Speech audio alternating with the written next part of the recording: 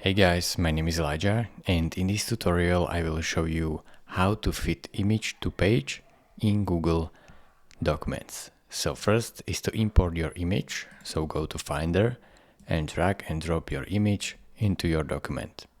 Now in order to resize it to fill the whole page, you have to click on it and then select Image Options and then All Image Options. Here go to Text Wrapping and choose in front of the text, like so. Then click on this drop down, move with text and click on Fix Position on Page.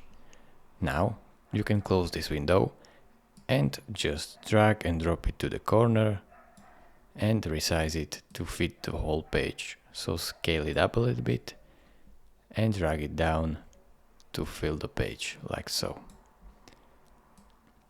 So this is it. Thank you for watching. If this video was helpful to you, consider subscribing and liking this video, and I will see you in the next tutorial. Bye bye.